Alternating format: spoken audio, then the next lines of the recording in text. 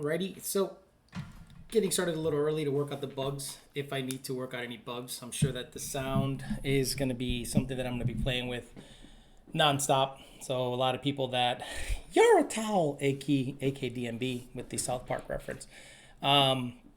Just like always, make sure that sound is on point. You guys can hear me. Let me know. It sounds better, sounds worse, whatever, all that bullshit. Just let me know what's going on in terms of sound, because this mic has to be like here for me to sound halfway decent. Sounds minty, perfect. It's been a fucking nightmare trying to get this thing set up because I'm stupid, okay? And I'm willing to admit I'm a stupid guy. I'm not that smart, but at least I'm willing to admit that real quick. So today what we're going to talk about is social media's influence over parts purchases. Today was a really good day because over the weekend, apparently everybody just took the July 4th extended weekend to basically data log because I woke up to like 70 something emails on a Monday in mid-July, which is not typical. Okay, it's not typical. We don't really get that kind of volume mid-July. But talking to Senior the other day, he goes, dude, we're killing it. We're absolutely killing it. Shelby says, way better sound and video. Thank you. Again, the money you guys give me goes right back into this. And the reason I got the mic, okay, is this. Because I want to be able to power by the hour in the house. Are those new lights hot? No, so I was talking to Frank Perdomo about these new lights. And he's like, oh, they're so hot. They're not hot at all. I don't know what the fuck he's talking about. So what I started noticing is I have really weak vocal cords. Okay, maybe because, whatever. So I cannot strain my voice. And with this thing, I was like yelling into it just to be able to make myself heard. And it was a problem. So now I can just go up, do ASMR videos now. And then you guys can hear me go in your ear. And then you'll be happy. But let's talk about a couple things that happened over the weekend that was pretty telling. And it shows you how powerful social media is in terms of swaying customers to buy shit that they typically don't need. Now, I'm not trying to go on a tirade, okay, because I really don't want to come across like as a guy in the tuning business, I can't talk shit on parts, obviously, because we tune anything and everything in front of us. But a lot of our customers are easily swayed based on what they see on social media, okay? Now, social media, it's a great tool. It's awesome. And look, I took advantage of it, and here I am, and you guys are listening to me on some crazy platform. So I had a GT500 guy hit me up, 1314 GT500 guy. Those cars already come with a TVS. He said, hey, Alex, I want to get a bigger blower. What do you think I should get? And he named off the big three, Whipple, Kenny Bell, VMP. He said, do I get a Gen 3, Gen 3R? Do I get a Kenny Bell 3.6? Or do I get a Whipple, whatever? So I started thinking, a stock ass Trinity with 2.4, 10% and E85 can make 800. With cams, 830, 840. With an XBA and a Kenny Bell, a Kenny Bell throttle body and a 149 PMOS, you can make 850, and that's enough to blow it up. That is enough to blow it up. Now I have heard many times, hey, a lot of people are, I've heard people blow up 13, 14, GT500s on the stock blower. The stock blower is enough to blow it up. And if you get a bigger blower, you can't pulley to death because you're going to blow it up. You're going to stay in the 800 to 850 range, so it's going to be one of those things where you're like, oh, I'm going to get a bigger blower. Okay, but you're still limited to the same horsepower that the Trinity is capable of. And guess what happens when that little Trinity is spooled up with a 2.4 and a 10 or 15%? It hits fucking hard down low. It fucking just gets going and it's badass. What happens when you get a bigger blower and you pulley to the same horsepower?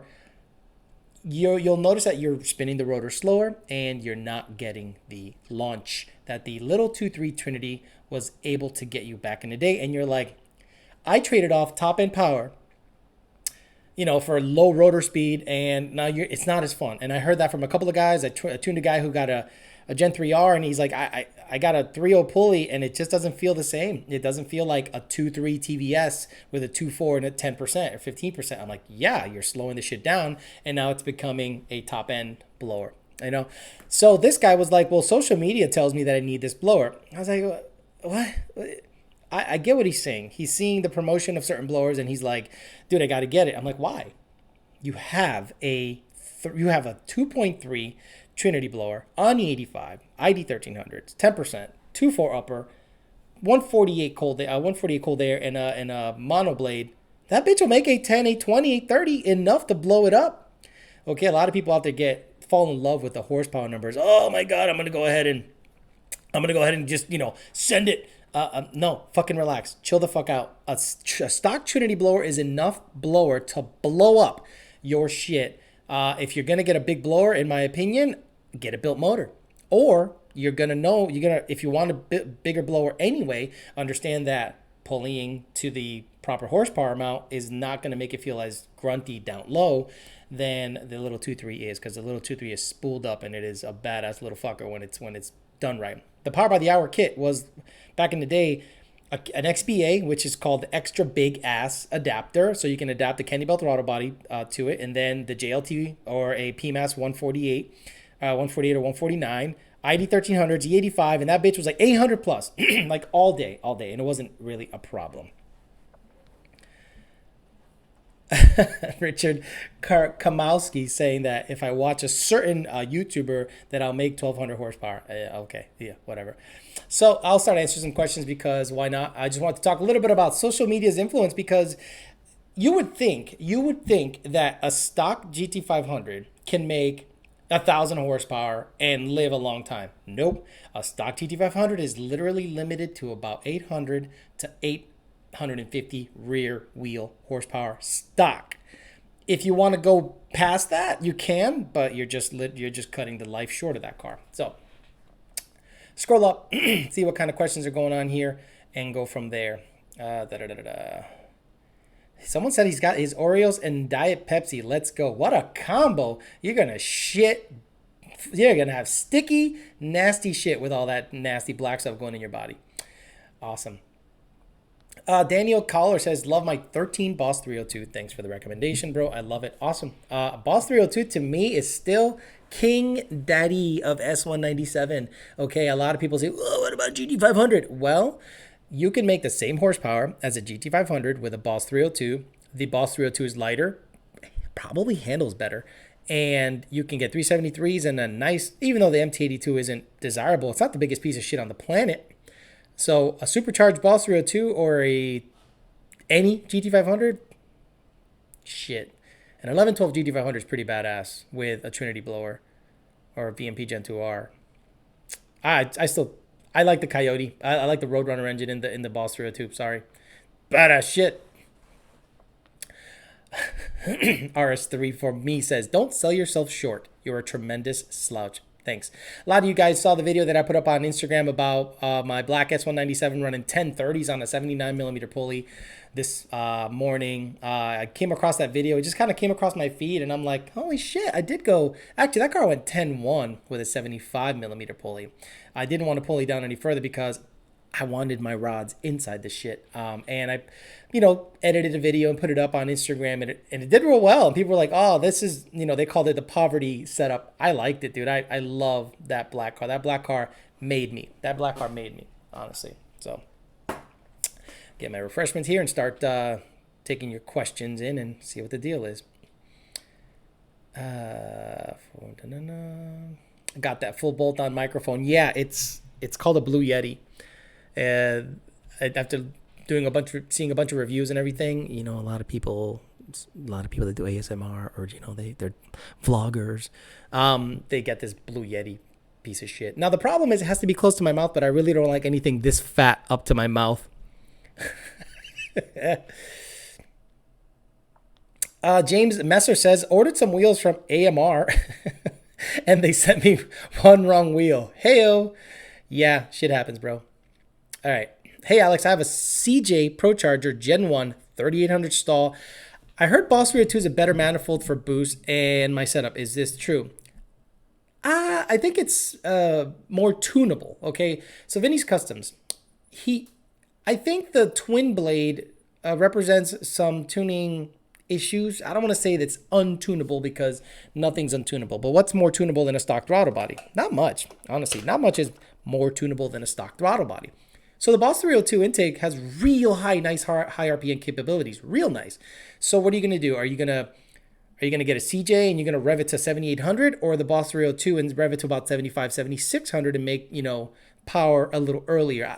I think you're kind of split in cunt hairs at this point when it comes to Boss 302 and CJ. Boss 302 is great, easily tunable because you can bolt a stock throttle body to it.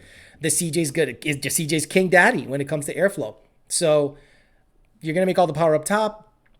In my opinion, if you can ever fit a CJ intake in anything, I think that's the way to go, as long as the tune is on point. But don't think the Boss 302 is a slouch. The Boss 302 is very good and very well equipped to handle boost.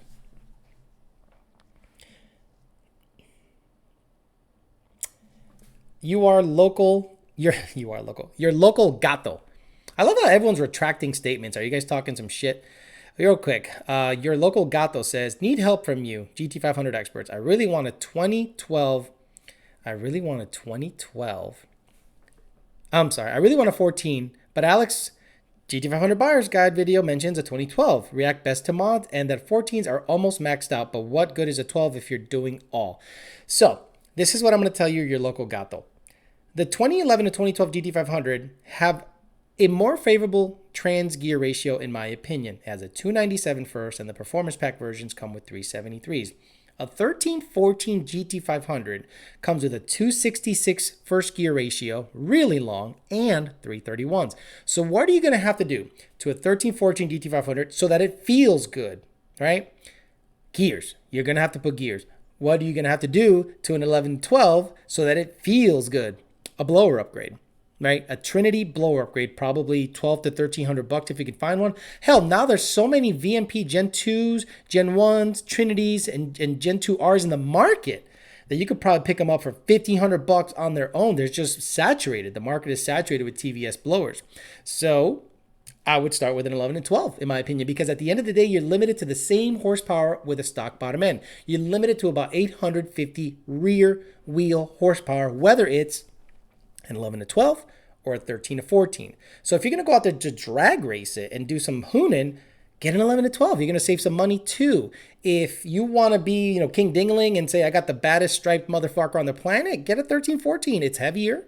It reacts really well to mods, but in my opinion, the 11 to 12 is more desirable based on other factors than just horsepower. Because horsepower is easy. You can make horsepower easy.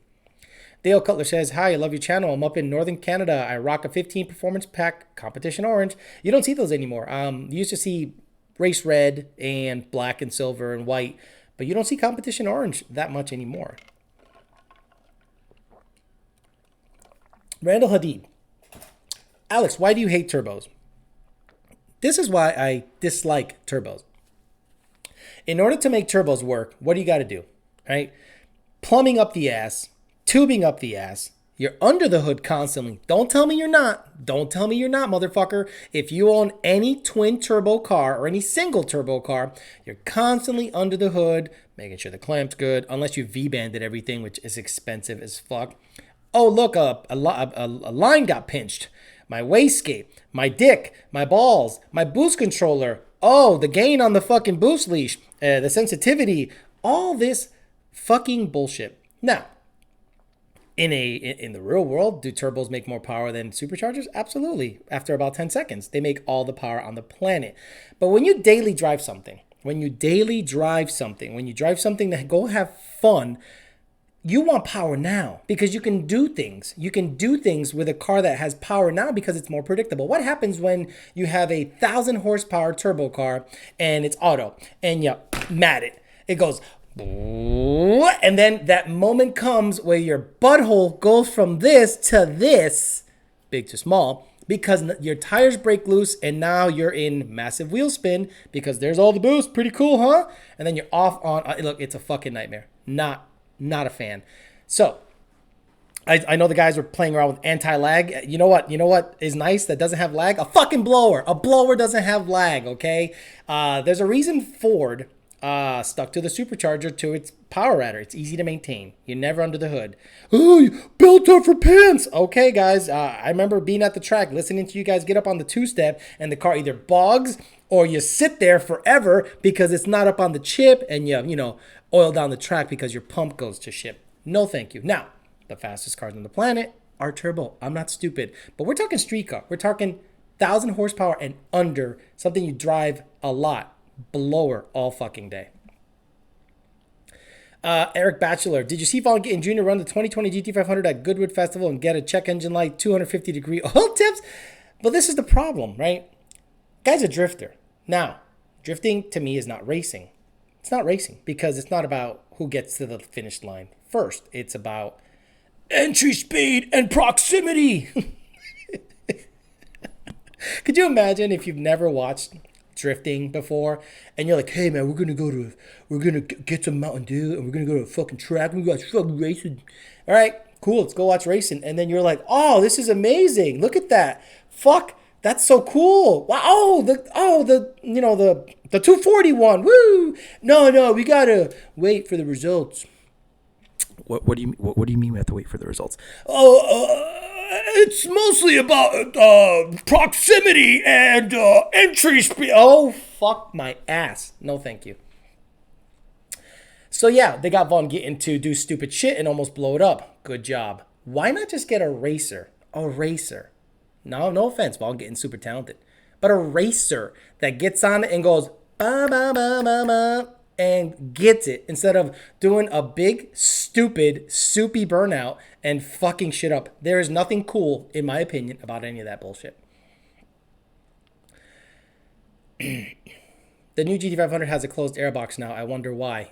Yeah, because better MAF signal. Better MAF signal, period. So do all of the Roush Stage 3 have an illuminator? Fuck no. Most of the Roush Stage 3s have a stock-ass Coyote. I heard that a couple times. A couple of guys come over to PBH, and they're like, oh, it's got a Roush motor. I'm like, you mean a stock Coyote? The only time, I mean, Roush lets you know when there's an illuminator in there, okay? And it's a big stamped plaque. It says illuminator. They don't let you not get away with not knowing that it doesn't have an illuminator in it. But no, most RS3s are basic bitch Coyotes. Eric Batchelor, did you see volume? Okay, sorry. The next guy. By the way, Brandon, I tried my bias splice. How do I hold a burnout with them? Silly question, but the car seems to like to roll forward, and I don't want to smash into a pole. I don't know what. I don't even want to get involved in that bullshit. And Nickel White, you know, I was very disappointed to hear that Mr. Nickel White has a car tuned by someone else. That's disappointing. I thought you were loyal.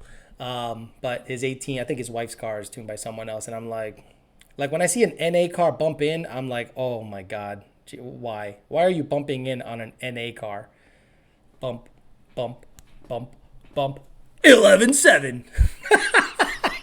Get the fuck out of here. No offense. All the offense. Daniel Natera says, Alex, what's the best manifold for my 2011 GT with a Vortech?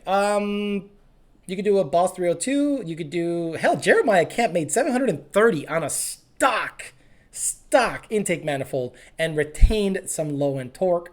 So the stock one's fine, or an 18, or a GT250, or a Boss.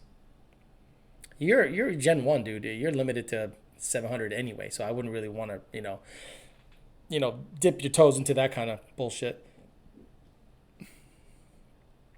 NA car bumping, right, Scott Romano? Have you ever seen that? You ever go to the track and then you see this car bump in? You're like, that's an 11-cent car. Kinnis the Menace, very smart. He put it in capital letters. Nitrous. Got a 17 Coyote with a wet plate kit. Haven't installed it yet. What all do you want in the car before tuning it? Got heater, opener, purge kit, booster pump, and 2-step coulter plugs, 93. Well, a window switch is nice so that it comes on and off at a predetermined RPM. Bottle heater and everything else seems to be pretty good. Just make sure you run quality 93. The chat says, Jeremiah made a little too much. Nah, it's good. He'll back it down. Why didn't you back it down? I mean, did you send a final tune? So that it's not 730 wheel? Because that thing was making all the shit. Nickel White said, "Did you see which one won?" I did, but that doesn't matter. Your car is very highly modified, but the fact that you went to someone else based on wanting a trans brake, I'm like, come on, bro, come on, we got you covered. Let's get that car tuned, you know. But I guess you guys want to bump in on 11-second cars. That's all good. Kenneth the Menace says, "Thanks, Alex. No problem." Jeremiah Camp in the house. When will you autocross the 19? So, that's a saga. I want to get the Fairmont done. I don't want to do anything to any fucking car until the Fairmont is done. And the last thing I want to do is get in there and beat the shit out of another car that I might need. So let me get the Fairmont at least driving, because at the end of the day, I don't want to have two cars that I'm racing. Now, the red car, I don't give a shit about. The red car could explode tomorrow, but the 19, I like that car. So I'm not going to ring it out anywhere until the Fairmont is done, and then I can autocross the 19 some other time. I do have the blower for the 19. I'm looking at it right now, and I'm not going to put this blower on. I'm going to have the head unit traded in for a self-contained unit, because I'm not running lines through this thing. Fuck that. I'm not going to run return lines and feed lines and all this bullshit. Fuck that shit. Vortech or Edelbrock on a GT350.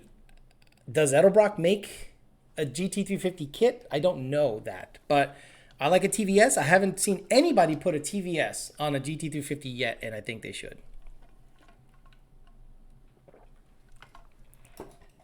Was Ocala half mile a sketchy surface? Absolutely. It was spinning all the way. Eric Batchelor says, "Damn, enunciation is on point with the new microphone. Don't you like that shit?" Hey Alex, just got the car back from a dealership and they were able to work the tranny without messing with the tune. However, it feels different. Sending you logs after this. Good shit as always. Dorian Felton. I tuned him. So he had trans issues and he took it to the dealer. He didn't say, "Oh, it's the tune. Fuck." No, he had trans issues. Okay. So he took it to the dealer and he's gonna log what he feels and we'll go from there. All right, I got a couple of guys that paid, so let me just get in here and do my thing. Dean Simmons says, went to trade in my 14 base 50 for a 17 premium performance pack. Backed out because it had 17,000 difference, 15 versus 32. Is it worth the 17K difference? Holy shit. $17,000 difference in what? Like your car? Like you're going to owe seven? Yeah. I mean, okay. Maybe not. Okay, let's talk. What do you want to do? If you want to like put a Gen 2 motor in your car, that's cash money coming out of your pocket, all right? That's a Gen 2 motor coming out of your pocket. Pocket. I'm talking pocket. If you're talking payment, that's different. You can play that payment game all you want, but at the end of the day, what do you want to do with your car? If you're going to trade in a modded 14 for a stock 17, no. If you're trading a stock 14 for a stock 17, yeah, but at the end of the day, I think the 14 is a better car if you're going to mod it than the 17, because you don't have to do much to the rear end. The 17, dude, axles, fucking this, that, all the Vikings on the planet, all the bolts on the planet. It's just a fucking nightmare. It's up to you if it's worth the difference or not. In my opinion, the S550 is 10 times the car as any S197 based on just driving it. And you get a Gen 2 motor. Gen 2 motor, they can take all the power on the planet. The Gen 1, you are limited to about 700. So, Dean, hopefully this helps you out. Chris Guzman says, "Hey Alex, Gen 2 17 Roush blower, 82mm pulley, 1050X, BAP, Oklahoma, crap 91." And it is crap 91. We have verified it with data logs. 4 return style stage 2 and an FC2 in September with a Lund tune when done. Liver noise build motor, sleeved or no? Well, if you're going to get an FC2 controller, you're probably going to get a E85 setup in there. Chris, I don't think you need a build motor yet. I'll be honest with you. You're probably going to be able to make 800 rear wheel horsepower on a Roush blower with the 85 and a 69mm pulley. Guaranteed. We've done it. Brandon tuned a car not too long ago. Brandon's actually tuned a lot of the cars at PBH. I don't touch many of the cars at PBH at all. It seems to be Brandon and Dakota that get those cars.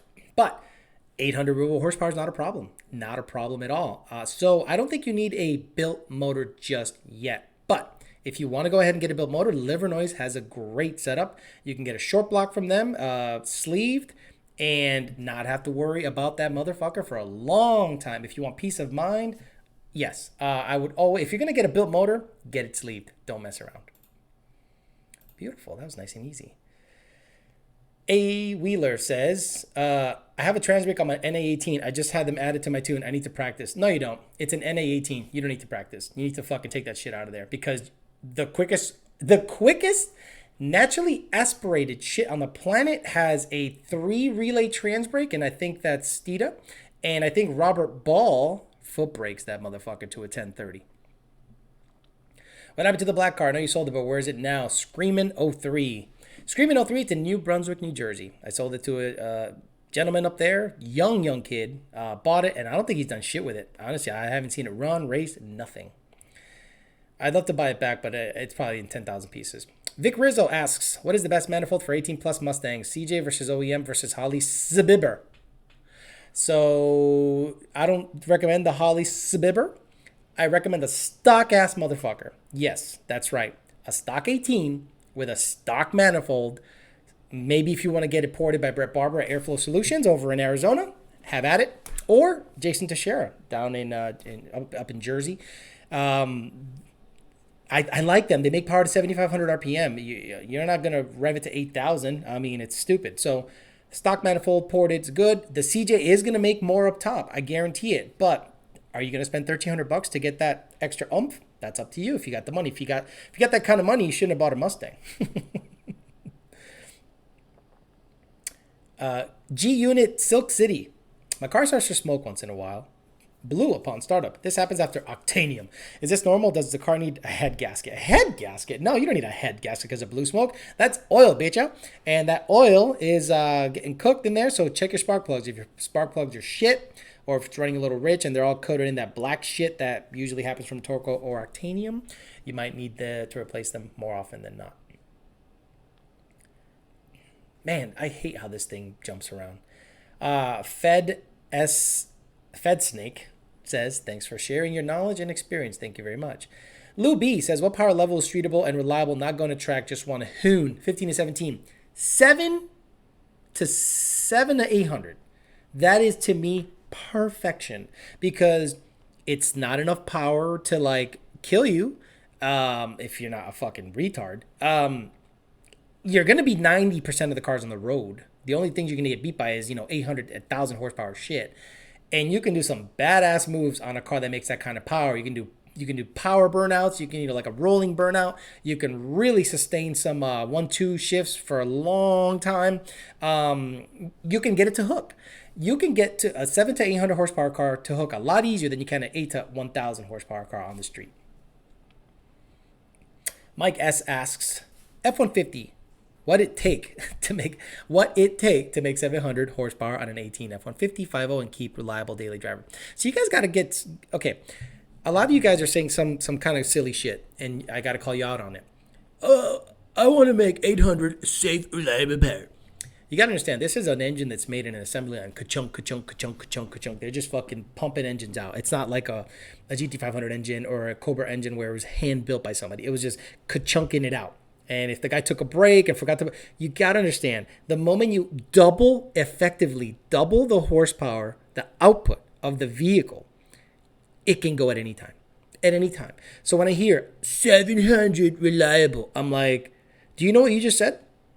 You want to double the output of the engine and keep it reliable. And then you say the magic words, pump gas. Now, 700 horsepower can be attained with like a Whipple Gen 3, Whipple Gen 5, or an Edelbrock setup. Easily, as long as the gas is sweet. But understand this, reliability goes out the window when you effectively double the horsepower of the vehicle. Rick S550 asks, is it more complicated to go Powerglide when stick shift, or do you have to be auto? It's easier because the calibration doesn't have to change. So if you have a stick car and you go glide, the tune doesn't change, bro, because the car doesn't know the Powerglide is manually operated. The car doesn't know what's going on, doesn't care what's going on because you're manually shifting the car, so a manual calibration is best, in my opinion. Because when you have an auto, it's looking for gear shifts, it's looking for a bunch of shit that just isn't happening. Someone paid me, so I'm going to go there. It's like Burry McHawkner. What a great name. Been around since the 03 Cobra Meme video days. Keep it up, man. He just paid me to say that. Ain't that some shit?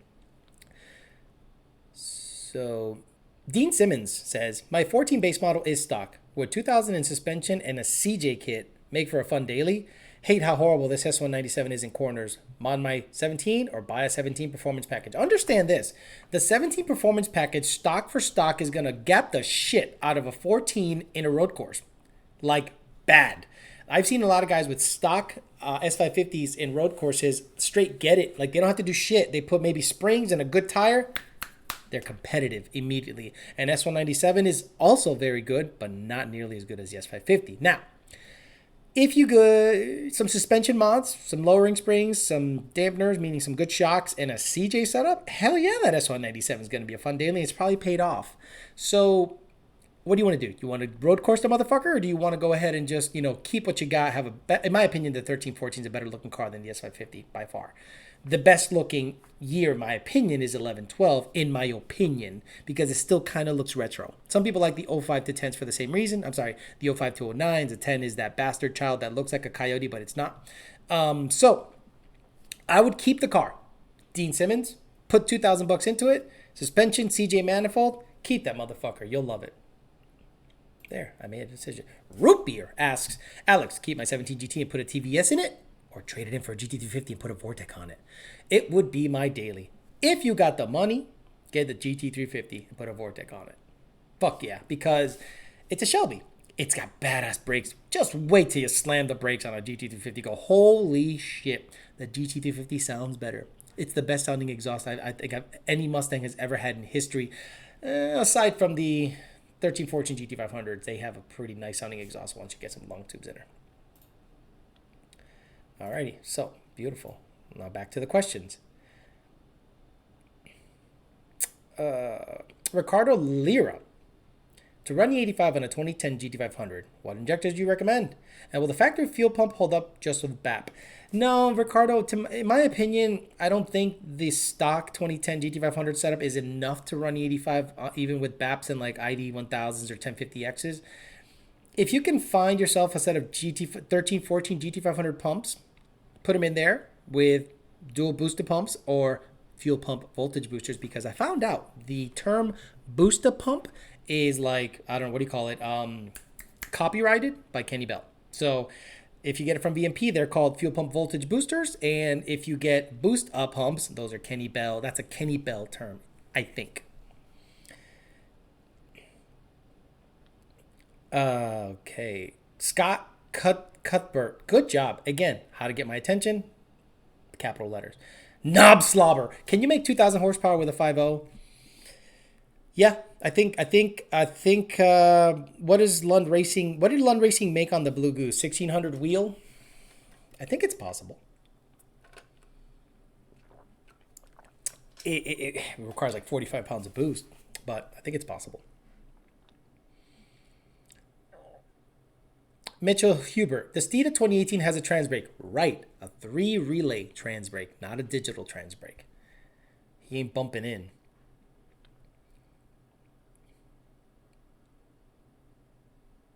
JF says he street races your black car. Good. If he street races my black car, it's great. That car was a great street car, dude, with some slicks. That bitch got it. It was hard to beat that car from a dig on the street. And it only made like 715 or so that's all it really needed. Raptor Badger Gaming asks, Alex, what's the best way to get 700 rear horsepower on a Roush 2650, being that there's limited aftermarket support for that blower?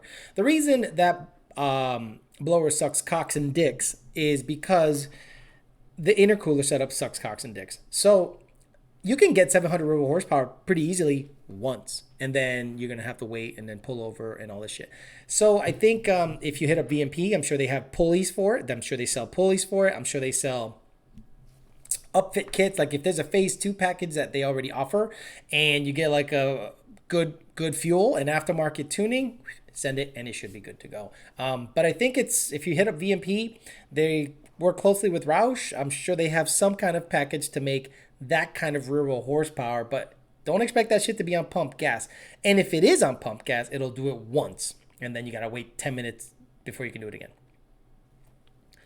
G-Unit Silk City says, oh, I'm in New Jersey. I want to see. So yeah, I forget the kid's name. He's an Asian fella. He had a Evo and a nice Z06. I had some money. So, Knob Slobber, he said that again, 2000, I repeated. Jason at Connecticut, yeah, here we go. Benjamin Ford just sent in some money, thank you very much. And he asks, got a 2012 GT500 with a 2.9 Gen 2 Whipple. Is the Gen 2 that bad or should I swap it out? No, the Gen 2 Whipple, we had a guy, if Power by the Hour's on, what was the guy's name, Frank, at, he had a red 1314 GT500 on the 85 and it ran like 10.0 on pump gas. It was like Gene something. And it was a 2.9 Whipple with a Ford Racing 65 millimeter throttle body, the Ford Racing Cold Air, if I'm not mistaken, and an automatic swap from PBH. And it went 10.0. So the 2.9 Gen 2 Whipple is fine. It's fine. It's an old school blower that just gets it and it does really well. I'm never going to knock on a rear feed Whipple at all.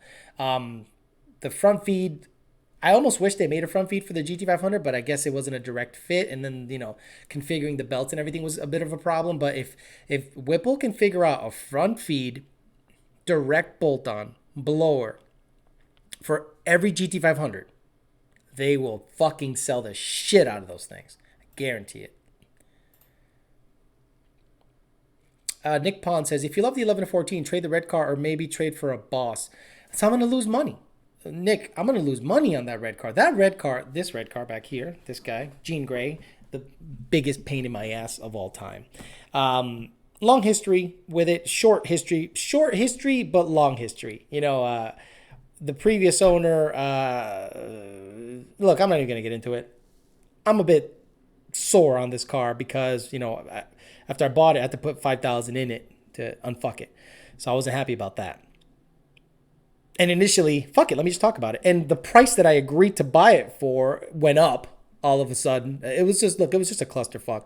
So I'm not gonna make any money on that car. I'm not gonna lose money on that car. That car, I'm upside down to that motherfucker. So to trade it in and take a loss, it would be kooky. Now, because it has, a K member, it has a bunch of mods, it has a return style fuel system. It's got a bunch of shit that I want to take out of it before I trade it in. But at the end of the day, what am I going to trade it in for? Another payment. And if it's a Boss 302, what's a Boss 302 going for nowadays? $27,000, $28,000. They're going to give me what for this? What do you think they're going to give me for this fucking thing? 17,000, 21,000, maybe 22. It's got 23,000 miles, and then if they don't give me what I owe on it, they're gonna roll that shit. Fuck that. I'm not gonna be paying $700 a month for a Boss 302. Fuck that shit. I'd rather just keep that and just mod it and see if I can go 10s NA. Jeremiah Camp says, I had some people mention that I should upgrade the head studs when I go Gen 2. What do you think? That's a good idea because, Jeremiah, I don't think you're the kind of guy that is just going to stay at about 700 wheels. You're going to want to go 800, 900. So if you're already removing the engine and putting shit in, just put some head studs in it and should be happy. Poor Jean Grey. I know. Look, I love the car. The car is quick. It's a 12.3 car. For what it is, it's pretty quick. I'm going to get some 355s in it. I'm going to do some weight reduction. Maybe a cold air, but I don't think that matters. And we'll see if we can get into the 11s in this heat. And once it cools down, it should be well into the 11s. That's when I'm going to really start cooking and start doing some aggressive weight reduction. Maybe put a drag tire setup in it, get it light, and then go for that 10-second NA. A converter. I think it's a converter, a cold air, and some weight reduction away and good air from a 1090 pass. Your red car is making great videos. Thank you. A lot of people own a stock 15, so why not show them what you can do with a stock 15? 159 JDR says or asks, I have a 2017 PP1 manual Vortech with a ported 18 intake, Gen 5 3.0 Whipple. Which should you recommend? Or a VMP? Wait, it says Vortech with a ported 18 intake, or a Gen 5 3.0 Whipple. I would do a Gen 5 Whipple because I like top mount blowers and they make power now. No waiting around, no bullshit. Vortech make power, but you know what I mean? I got spammed here. Let me get this spammer out of here. Get this guy out of here. Unwanted commercial and content or spam. Unreal. Yeah. Okay. There's a 12 boss. See, okay, that's the other thing. I don't like the 12 bosses. I don't like the 11 to 12 bosses. I like the 13. I'm sorry, 12. They don't make 11. 12, 13. I like the 13. So if I want to buy a boss, I'm going to buy a 13 white boss because I like the lights. Bitch up. What kind of demonic tune did you send at Matt760? He's out there gapping ZL1s, full bolt on E85, Prey tuned Gen 6s. Who's Matt? Is that the guy on YouTube, Vic Rizzo? The red 18 S550? I think it's red. That bitch is moving. You know what I gave him? This is what I gave him. Our base file. What? Yeah, our base file. The same shit I give every motherfucker that gets those mods. His car, for whatever reason, just likes it a little better. And his car is in altitude. It only produces like 0.89 load. Now, for reference, cars at sea level make 10, 105 load. This car's like 0.8, so it's sucking in air. But the air that it is, it's sucking in minimal air. But the air that it is sucking in, it's efficient as fuck, and it's seeing good timing. And I said, here's all the timing on the planet. Fuck it. Because it's not seeing much airflow. So it's seeing like 33 degrees at 0.85 load. So maybe he's out there gapping motherfuckers because the car performs better at altitude than the other cars. ROG says, would you ever run the streets of Houston in TX2K? Yeah, I would. In the Fairmont, but honestly, Fairmont ain't got shit for the Houston guys. On a Monday, forget Texas 2K. There's some serious cars in Houston. You gotta understand, they don't fuck around. I told Brandon I wanted the sauce. He says he'll go to Chick-fil-A. He's right. The Lunt sauce. Bondo Bird. All motor, lightweight car. Max effort NA stick car. Would you choose a close ratio trans or wide ratio? Close ratio. Close ratio. NA, you want to keep it at the power band so that the RPM drop. Bondo Bird, you know this shit. I think I know who you are. I mean, I think you know this shit. You want, if you have a CJ setup, you want to stay above 6,500 RPM all the time. So you want a close ratio trans to keep everything tight. Ba, ba, ba, ba. You don't want to go what, ba. And then when you're down here in the 5 to 6,000 RPM range and you don't got shit going on, unless you have a stock intake manifold and make torque. And take advantage of that and short shift the car. But in my opinion, a close ratio trans always. Zach Myers asks, what turbo kit do you like best for 18 plus? Hellion Sleeper, Aldo Welds, or LPF?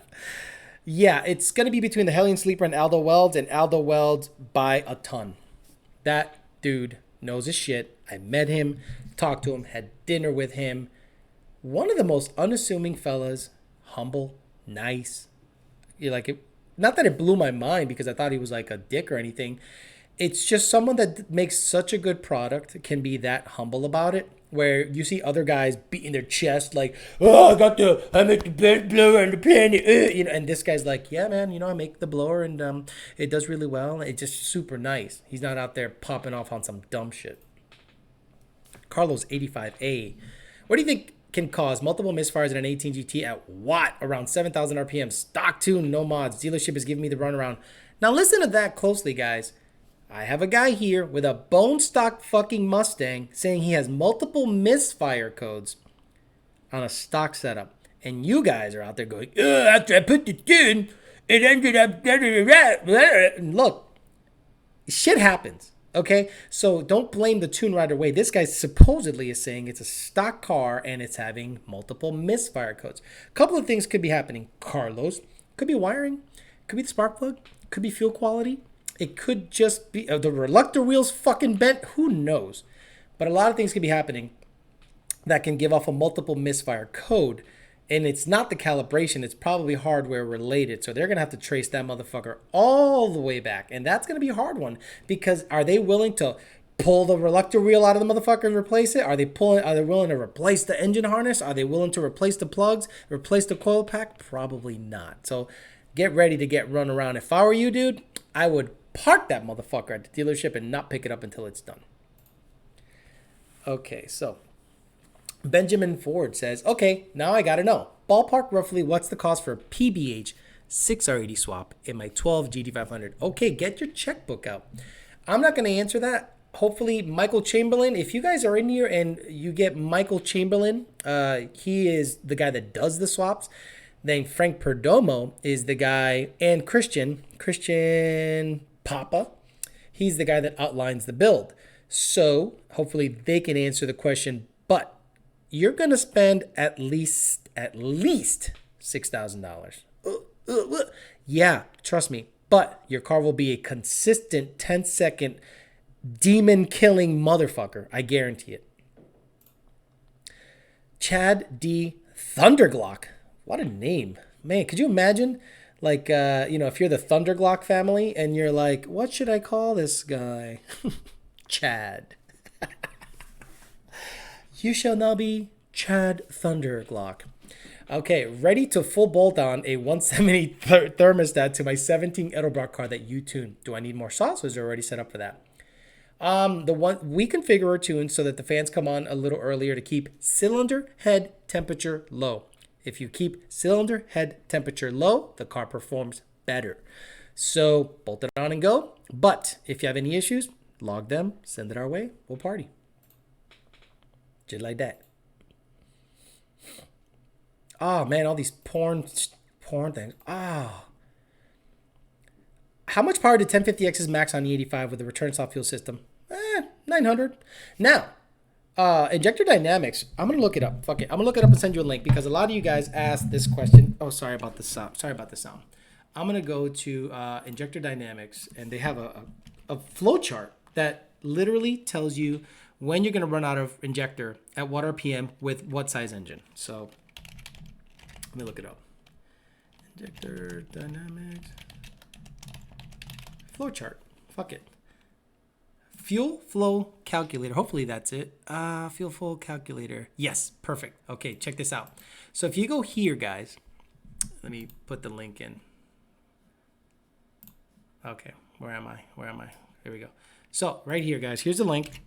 So if you go there, if you go to Injector Dynamics, injector flowchart calculator, what you're gonna do is put in the engine size, the estimate, the RPM, all the stuff, the injector size, the engine size, the estimated horsepower, RPM, and it will literally tell you what injector runs out at what horsepower, like where it runs out and on what fuel. It'll say C16, E85, this and this and this and that. So that's the best way to determine when you're gonna run out of fuel system. I'm not gonna just say 900. Fuel Injector Dynamics will show you at what RPM you're going to be at what duty cycle, and that's the best way to determine if you need an injector upgrade or not. Thomas Earhart says, what's the most you've had watching? I had 520? Dude, I didn't know I had 520. I'm not even watching how many people are. If I reach the 500 mark, thank you very much, guys. I'm very humbled that 500 people are watching at the same time. Thank you very much. Right now it's 494 according to my YouTube little page here.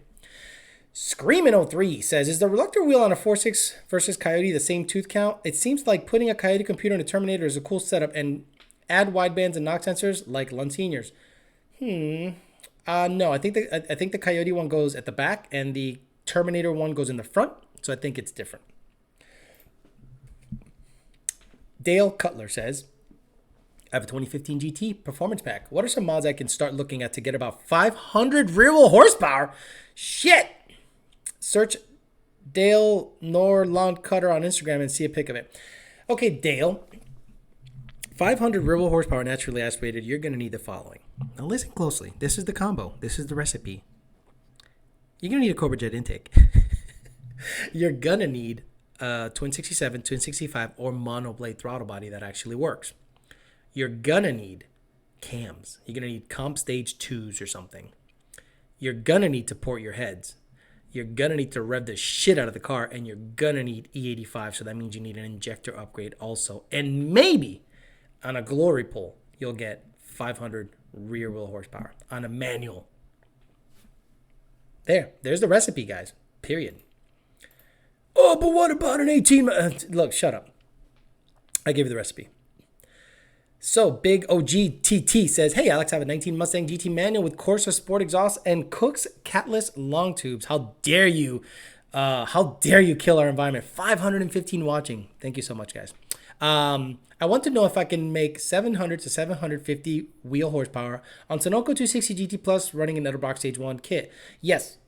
260 GT is a good, like 100 and 102 octane. It's the same fuel stoic as 93 octane. So when I worked at Bomberas, we sold 260 GT. It is such a nice fuel. It smells good. It has the same stoic. You don't have to fuck with the tune that much in terms of stoichiometric air fuel value. All you have to do is just bump up the timing and the thing fucking parties. So I believe if you run 260 GT, a dedicated 260 GT tune, 700 real horsepower is easily attainable. Hell, today I had an automatic Vortech car make 680 or 670 real horsepower. Dude, 3 more degrees and like Torco, that motherfucker will make 700 through an auto even. So you with a manual, you can make it a lot easier. All right, beautiful. You guys have good questions today. Hopefully the people that are tuning in and driving their truck on the highway, and a lot of people, what they do is with my channel and the live streams is they just put this up on the dash or on the headphones or the Bluetooth, and they just listen. And they listen to the information coming out, and they love it. And it's like a radio show. So I treat this as a radio show. That's why I upgraded my equipment. I wanted to make sure you can hear me, hear my lips smacking. All that shit. 500 people. Everyone give this what? Someone said 500 people. The Danimal 219 says, Alex, what's the highest horsepower naturally aspirated Coyote you've seen? Now we're talking like a regular Coyote, like a regular, like you could build at home. I think it was 530, but like in life, I think I've seen like 600 or something stupid, like high. And I think the one that JPC tunes, Mike Washington's car, I think it's way up there in terms of power. But the one that we've seen, that we've tuned, that's like a streetable, basic bitch setup, it's in the 530, 540 range. NA. Who wants to be NA and why? And I don't get it. Exactly. So a lot of people get off on being naturally aspirated, but you got to understand, look at it from their point of view.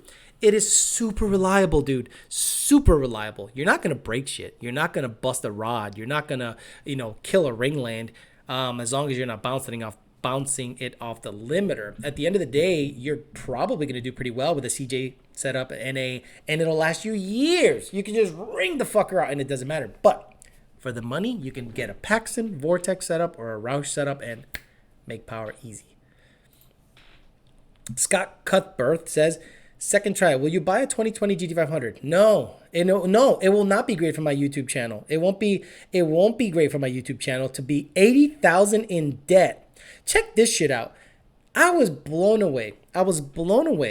By people saying, I bought a GT500. I ordered it, and here's my build sheet. And it was like almost $100,000. And most of those motherfuckers are broke as shit. Like, they're broke. They're 45% interest rate. Their shit's fucked, and they're mortgaging their future on this 2020 GT500 for what? Clickbait?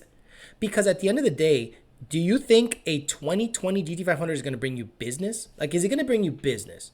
No. Now, Lund Racing, of course, is going to buy a 2020 GT500, but not because we think it's going to be, clickbait heaven. It's because it's the newest platform, and we buy every platform that comes out. In 2011, Senior bought his Grey Goose.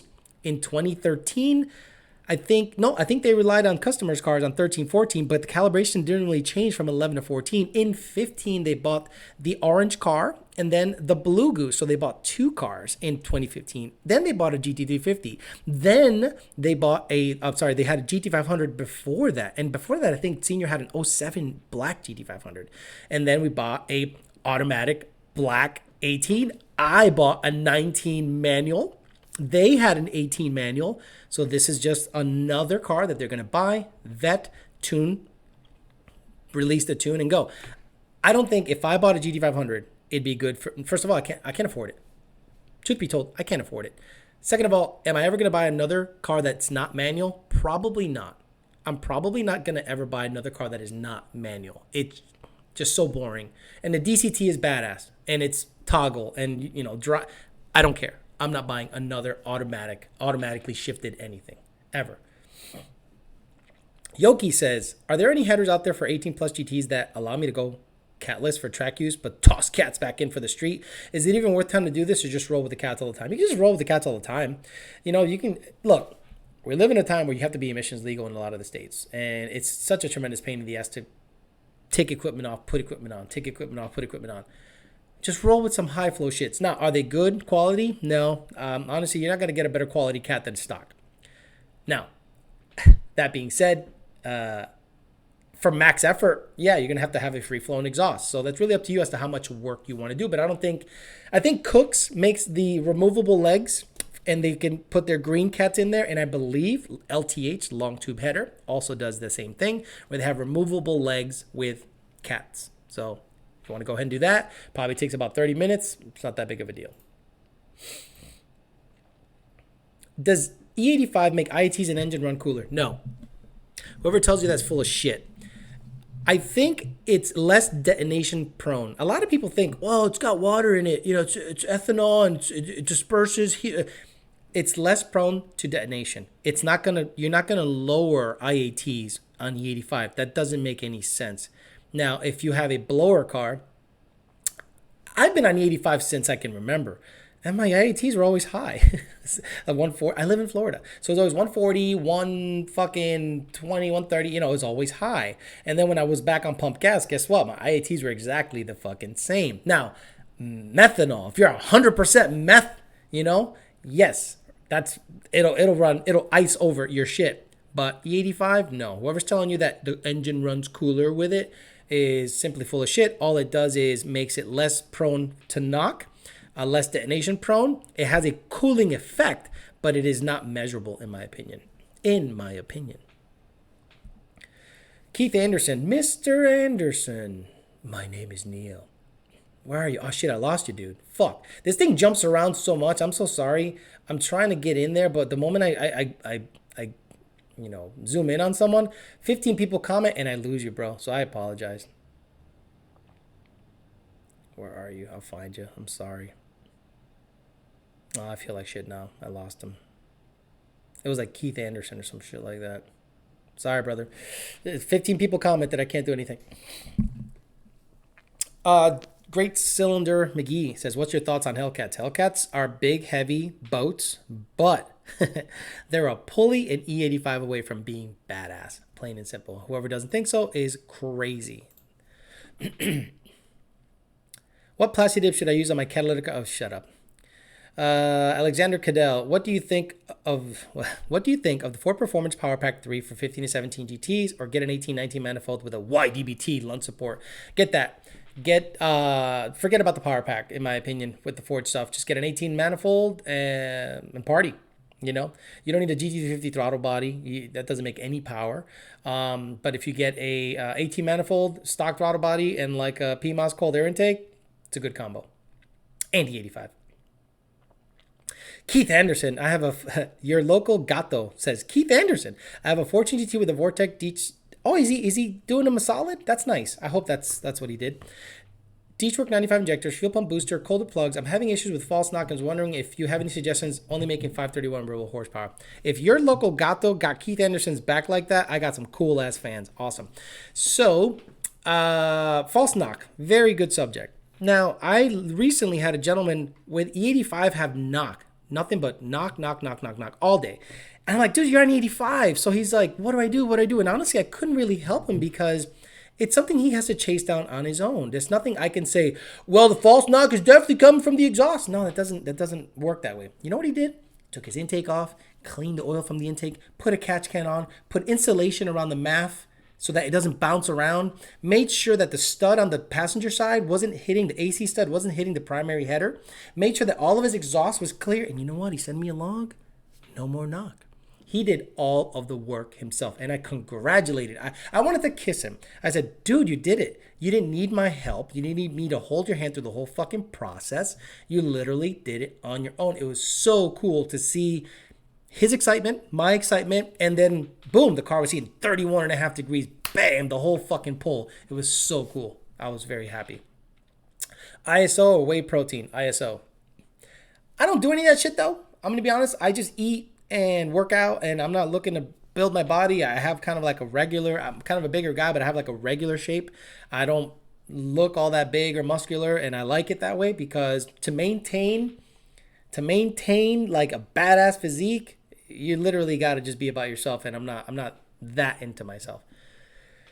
Yeah, man, I can't believe the viewers. Honestly, I'm blown away that 562. If I get 600, I don't know what the fuck I'm gonna do. I'm gonna start doing giveaways. By the way, guys, I'm gonna see if I can start doing giveaways. I had a lot of shirts left over from the YDBT days. I also have this little get up that if anyone look, I'll figure out how to do the giveaway, because how do you give something away and not give away your email, this and this and that. But I'm gonna give it one of these these little black horsey kits. It's like a UPR setup. It's like a dress up kit, the 5 liter black stuff and the horse and the GT emblem. I'm gonna give that away because I'm not gonna use it. Give shirts away, so I'll figure that out so that the person that wins or something can definitely get a hold of me, and I can get him a shirt. So it'll either be a contest or answer a question. Whoever's the first to answer this, boom, we go from there. But I'm gonna be giving away a lot of shirts. Now, shirts, all I have is extra large and 2X. I do not have mediums or larges. Okay, so all the Mexicans took the mediums and larges because they're little. It's the truth. I shipped them all to Texas. So I'm going to do a giveaway. I'll probably do it next week, or I'll do it, in between some of the videos, and I'll find a way of you guys. Because you guys, if you look closely through my email, through my channel, you can find my email. Now, whether I answer you or not is up to me, but obviously I'll go by your username and I'll make a giveaway contest, and I'll say, like, let's say for instance, your local gato, he was so cool, and if your local gato can email me, I'll get him a shirt for getting Keith Anderson. That was a nice solid that he did.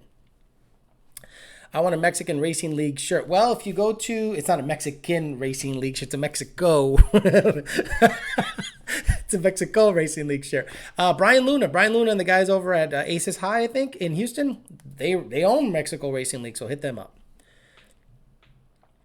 HSU DUW, Supercharged minus 550, or buy a 1314 GT500, Supercharger S550. 1314 GT500 owners they're fast becoming a little bit of annoying. They're nice guys, but they see that Shelby badge and they just immediately, their nose goes up in the air like this, and they're like, I'm Shelby. I am not gonna be told what to do by you. I will pay someone to tell me what to do, because that's what we do. Fuck out of here.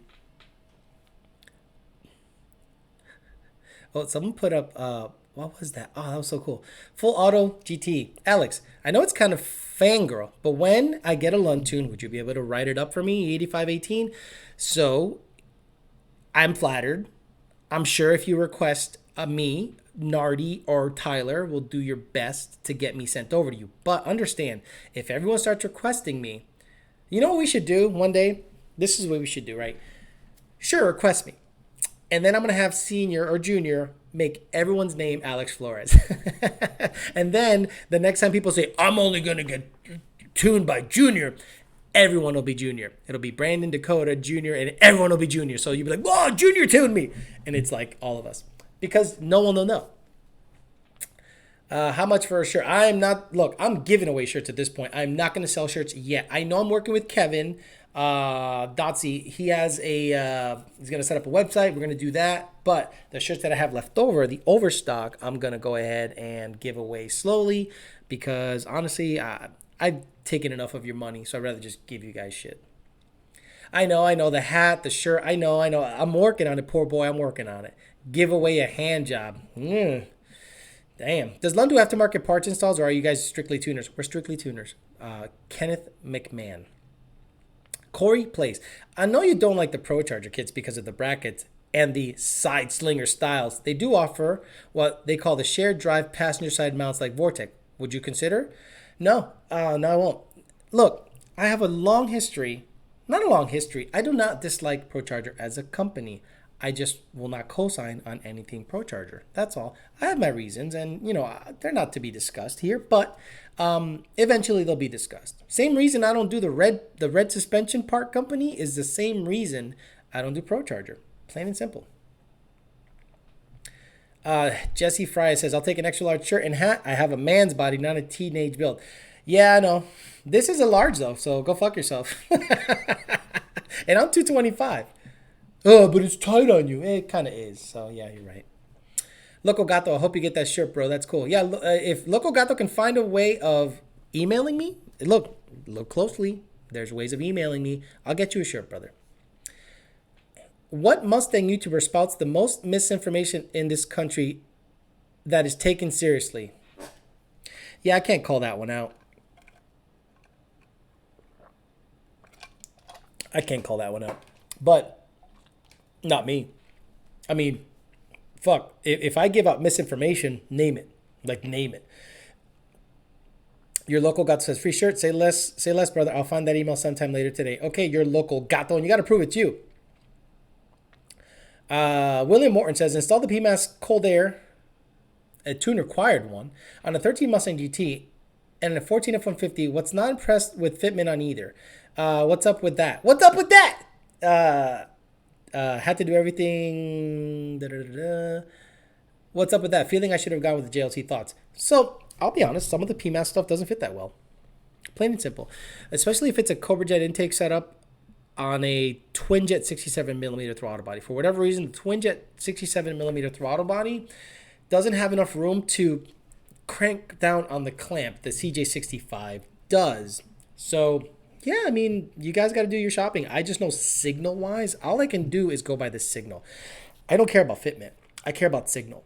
So, if it don't fit that great, but the signal is tits, I'm going to grab it. John Lund Sr.'s in the house, giving me $25. Hey, look, I'm not going to tell you not to give me money, but did you ask a question or you just gave me money? He just gave me money. He didn't ask a question. See, John, you got to get something for your money.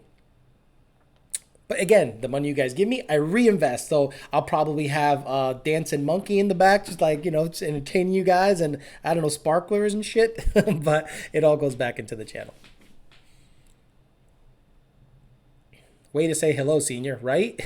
That's how you say hello to me. You say, here's some money. I'm like, that's right. I had a guy yell at me the other day. He said, Slow ST said, are you guys able to tune my 15 Taurus SHO? I'll let senior, a green screen, Jeremiah Kemp. Okay, so real quick, let me not jump around. I don't know if we tune SHOs yet. If it's an EcoBoost, I believe so. I believe we can tune it. I think it's EcoBoost. So if it's 3.5 EcoBoost twin turbo, I think we can tune it. I don't see why not. Jeremiah Camp says, green screen, that's pretty funny. Alex buys us chicken fillet when it comes up. Look, Mr. FOS, you shouldn't be eating anything but bananas and like berries. Get that stool all jacked up. John Lund is 225. Good for you. Save up for the boss, superior engine and suspension, and will retain value for a long time. Lug for Life says, if I get a 4 innovation system, do I have to get a tune revision for naturally aspirated? And it's a good idea to get a return style fuel system NA. No. So Lug for Life, if you get a return style fuel system and you do not do anything but just set the pressure to 58 psi, the car doesn't know that it has a return style fuel system. It thinks, hey, sweet, it's got 58 psi. Lock it at 58, obviously no boost vacuum reference, and leave it alone, and the tune will not have to change.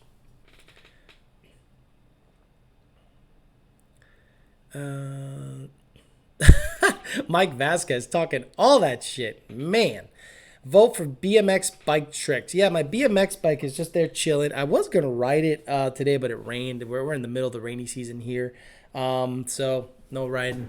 But no, I'm not looking to do any tricks. I just want to ride it, jump a curb once in a while, scrape. I don't got pegs or any pegs.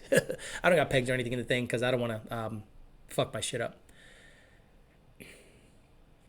DBP floor mat installs. That's great.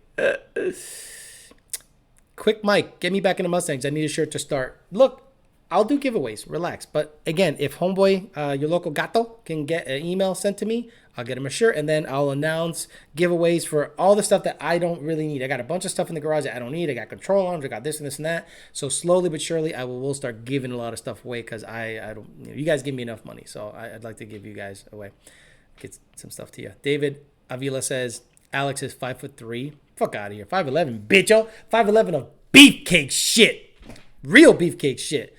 I'm confused and I have a question. Mr. Mike Mercy says, I'm confused and have a question. If you order a tune from Lund and need a revision, how do you know who your tuner is? Or how would you be able to select your preferred tuner? Mike, the tuner has a name. So the tuner will be Brandon, Dakota, Lund, Jr., or myself. If you prefer a tuner, you can say, I want Brandon, and boom, you'll work with Brandon. If he's available, because he also gets packed, so does Dakota, so does Jr. And if you request me, you might get me also. Now, if it's a revision, let's say, hey, I ordered a set of injectors, you don't necessarily have to get the same tuner working on the car because we all grab the same tunes from the same pool. So it's not like he starts from a completely different tune. He uses your existing tune and then he upgrades, that based on whatever parts you added.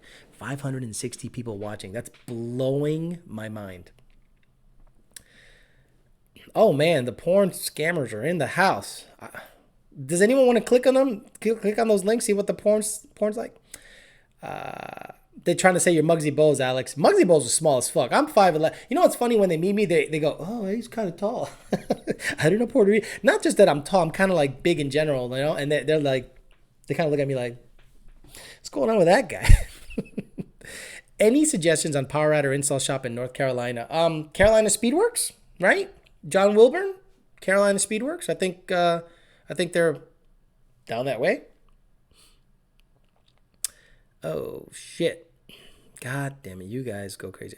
Big OGTT says, "Hey Alex, do I need an aftermarket fuel system to be able to run Sunoco 260 GT on a 19 GT? I drive it sometimes, but it isn't a daily driver. Hell no, your 19 GT has 16 injectors. You don't need to do shit to run 260 GT because it has a 14.2 Stoic or something like that. You're good, brother." Hunter Walker says 17 PP manual. What do you think I should do? Say for Cobra Jet, keep my manifold, go catless injectors, E85. First, I'm eventually going to do everything, but I want to know what to do first. E85. E85 and free flowing exhaust. That right there is going to be like 90% of the ass kicking, like, holy shit, that feels really good mod. E85, free flowing exhaust. Send that shit.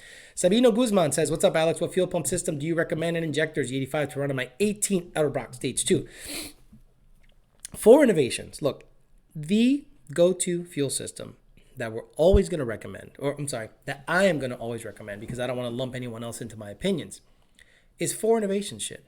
Period. I have never had an issue with any 4 innovations unit as long as it was installed properly. So, 4 innovations, 2 pump, 3 pump, whatever pump, and you'll be good and they'll take care of you. The fitment's awesome, badass shit. People are keeping track of what's going on here. That's cool. 572, I guess it got to it a while ago. Oh my God. G Money says, YOLO, I need a YDBT shirt. That's the merch I want. I also have a 2018 GT Mustang and it's having engine issues. My last 18 had trans issues. Do you think it's worth it to trade it in for an 11 GT500? Well, you're going to be upside down, right? I mean, what's an 11 GT500 going for nowadays? $28,000 to $30,000 still?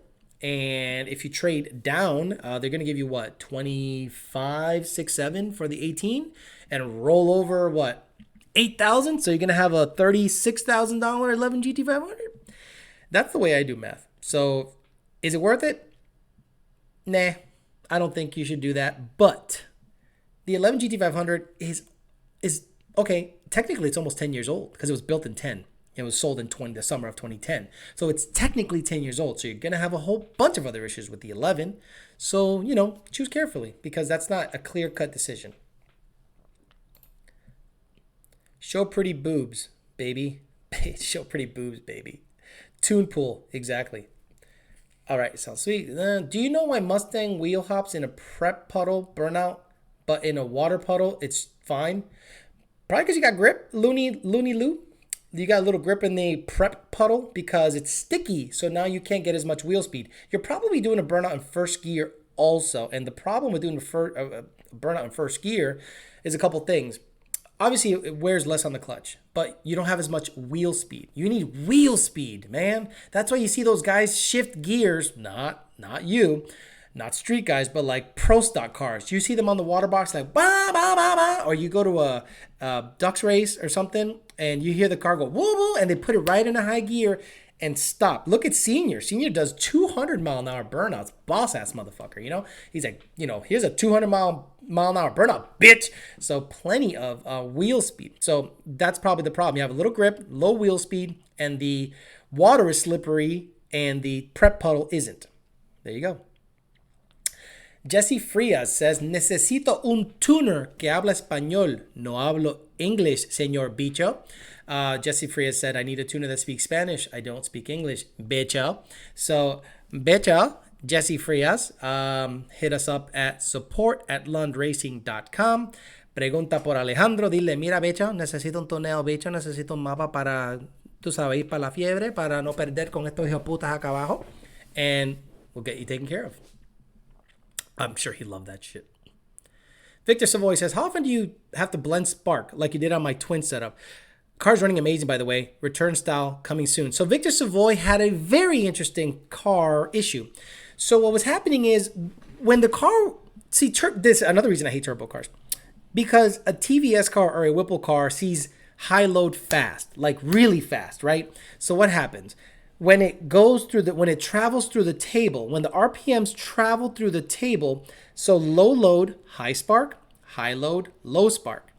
Think of it, airflow. High airflow, lower spark, lower airflow, higher spark. So what was happening with his car specifically was this.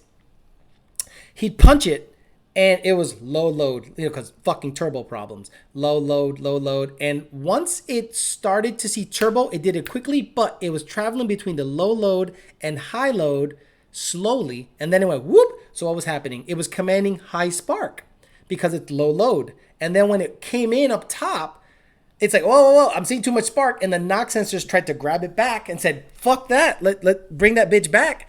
And then it tried to add it back in higher in the RPM. So I went, oh, okay. So I basically made his low load spark low. Basically, I scaled it down so that I blended the spark and it was less aggressive at low load because I'm anticipating the turbo stuff come in and not have to command high spark so that the knock sensors don't yank it back by the time the boost comes in. So I had to blend the spark a little bit, and that thing, like the knock sensors were adding the whole way, and it completely changed the attitude of the car. So knowing that going forward, turbo problems. Roush car, you floor it, it goes to 1.4, 1.5 load immediately. You don't have those traveling through the RPM range problems, okay?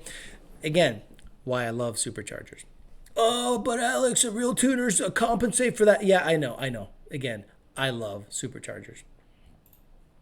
Senior's car, you sneeze at it, that motherfucker's out 2.0 load. Turbo car goes fuck that. Mod Motor Mafia. Who does completely custom build tune files? I think Junior's starting my Turbo GT500 tomorrow. Who does the completely custom build tune files? Junior. Junior and Senior has like the older stuff. Senior's got on lock. That dude vetted all those tunes way back in the day. Junior has all the new stuff on lock. He starts from zero. Buy the car. Get everything dialed in. Torque tables, spark tables, throttle calibration, all this shit. Like everything from scratch. Poor Boy 313. Poor Boy 313. I have answered like 30 of your questions. I'm sorry for all your other people that are not getting as much attention, but Poor Boy, old OG fan. Alex, do you keep up with the old S197? I don't. I have no idea what's going on with it. If I could buy it back, I would, but I don't have the money. So yeah, there you go. John Lund saying that a stock 13 GT computer handles ID 2000s. Is that what he said? Let me see. Boy, I hate when I scroll down so quick. Full auto GT. Alex, does Lund offer the trans brake tune for the HGT? No, we don't. John Lund says, I installed the 4.2 kidney ball on the Coyote today. Had Dakota and Brandon's help. Oh, they must be asking him what's going on at the shop today. Alex, can you track your 19 with a Vortech supercharger? Fuck yeah, that's what I'm planning on doing. Low boost. I got the Vortech right here. Let me see if I can grab it and not die. Ugh. Senior's gotta get, holy shit. Let me put the mic down. God damn, this bitch is heavy. So here's the, this is a, what the fuck is this shit? It's a V7 JT. Is that big? I don't know. But it's got a 2.95 pulley. Holy shit. 2.95 8 rib. Obviously, I'm not going to put a 2.95 8 rib on my 19. My plan is to put like a 6 rib, big fucker, 8 PSI, plenty of blower though, and make, 600 wheel on pump gas and chill. and be able to track it and not really stress the fucker out. I didn't know that sucker had that pulley on it. That's crazy. That's a huge blower. Yeah, it's good size. Mike Mercy says, what would you see out of a 2018-2019 5-liter stock engine and trans with upgraded oil pump gears, sprocket, triple pump fuel system? Everyone's claiming these high numbers, but what's realistic? You mean like with boost, Mike Mercy? Cars have made 1,000 on stock motors. For how long? Who the fuck knows? Which oil pump gear? I'm going to tell you what oil pump gear I recommend. TSS. Ford Racing has oil pump gears. And I think VMP has oil pump gears. But what about... I told you what I recommend. I really wish Chevy guys had someone like you to interact like this. I take your info and adapt what I can learn. So, look, there's very knowledgeable Chevy guys out there. I know a couple, but I just don't think they have, and I don't mean to toot my own horn, but I'm going to toot it, the personality, right?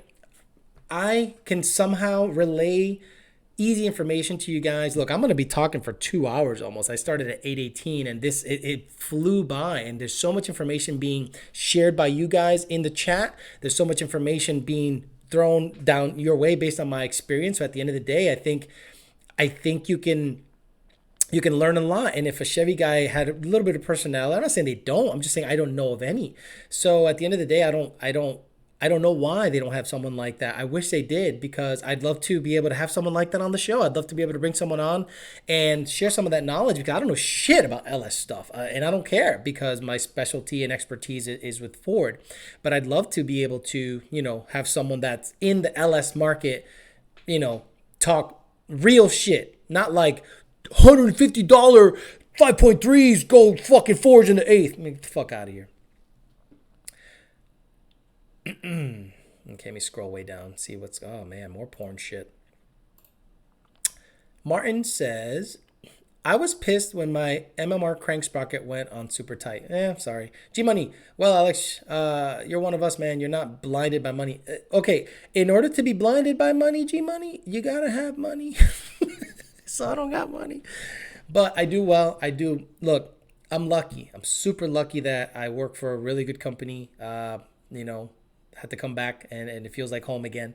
And I'm lucky that I was able to carve out something in the market. Look, since I was a kid, a lot of you guys want to work in the industry. And I've heard a lot of you guys say some shit like, and I was there too. I was there saying, man, get me over there, dude. I'll sweep the floors. And you know what? Don't do that. Don't ever offer to sweep the floors at a performance company, because you know what you're going to be doing? You're gonna sweep the floors. Plain and simple. In my opinion, if you want to get in the industry, get into sales. If you can sell anything, that is the stepping stone. Sell something, tune something, make relationships with customers, sell products, sell combinations, become a service advisor at a hot rod shop, learn by absorbing, and that's, in my opinion, the best way to get in the industry. I just happen to be lucky enough to make stupid videos that actually made sense. People, paid attention, and there I am. Reaper's Race Channel. Have you ever been beaten by a Chevy? Truthfully, yes. When I had my 86 Mustang GT, I got beat by the new LS1 Camaros? The LS1 Camaros when they came out. Remember those? Which one were the 30th anniversary? Was it 30th anniversary? They're good-looking cars. I think they were 1260, 1270 cars when they came out. I got fucked up by those things. Since I had my Coyote, I haven't raced a Chevy and it has beaten me. Like, I've raced a lot of... The problem is I had my Coyote for a short period of time and I immediately supercharged it. So, did I go out there looking for races? No, but I didn't really get beat by much, Ford or Chevy. Obviously, you're picky with who you race. You race someone who you think can be competitive. You don't go out there racing a pro mod and getting fucking shit pushed in. You know what I'm saying? Faster problems for GM. You know what? I've seen his channel. He's a nice guy. Seems like a nice guy, but I don't really think he has much of a personality to capture me. But I'm sure he has a way bigger channel than I do. But I've seen the channel. Seems like a super nice guy. He's just not compelling, and I just don't I don't get it. Like, I don't even get the Cletus channel. Like, I don't understand it. I don't understand why it's popular, but it is hugely popular. So I'm the one that's out of touch when it comes to that, and I'll admit it. But I just, someone that grabs my attention is someone that's a bit of a cynical asshole, kind of sarcastic, kind of a piece of shit, you know, like me. And if you ain't like that, I don't even listen. Oh, they were giving him recommendations. Okay, sorry. Sorry about that. But yeah, anyway, I still don't watch that. Michael Camacho says 2018 Mustang GT. Is there tuning support for a Glide? A Glide? There's no tuning support for a Glide, dude. It's a Glide. You put it in and you go high, low, or low, high, and it's done, you know? The 10R80 doesn't have too much support for 1,000 and plus horsepower? What? Junior, Michael Camacho says that there's no... Senior, Michael Camacho said that there's no support for 1,000 plus horsepower 10R80s.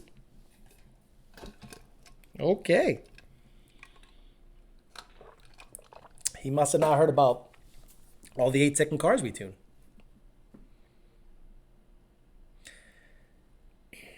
Okay, so they're asking about Chevy guys. You know they get butthurt if you tell them the truth. G-Unit, what? G-Unit Silk City says, Alex, you're like the tall jock who gets a new GT for his high school graduation. Good looking, confident, and small beach. Well, you got 2 out of those things, right? No, I'm not. Dude, I'll tell you a little bit about myself. Personal stuff. So, in high school, I was a 13-year-old freshman. I was actually pretty smart, and I got skipped up a couple grades.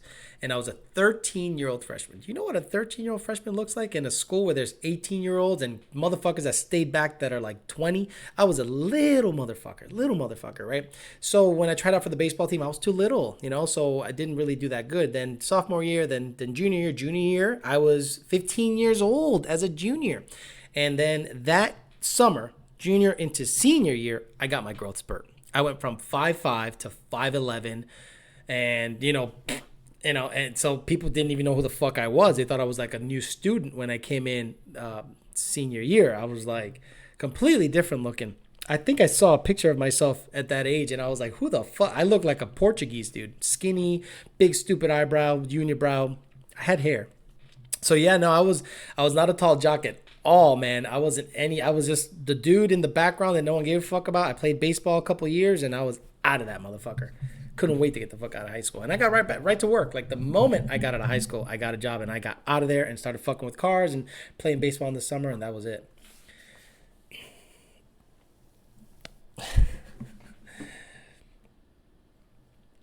Yeah, I had a unibrow, dude. I still kind of do. It's just I'm old now, so the hair's kind of going away. That's all.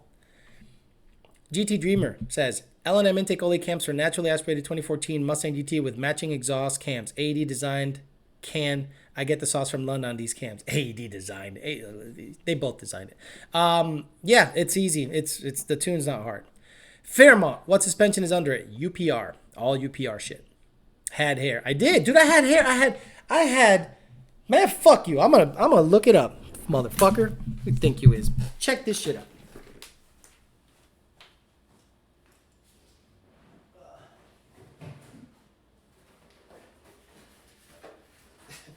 I was going through some of my old shit the other day, and I saw this picture of me. I'm like, who the fuck is that guy?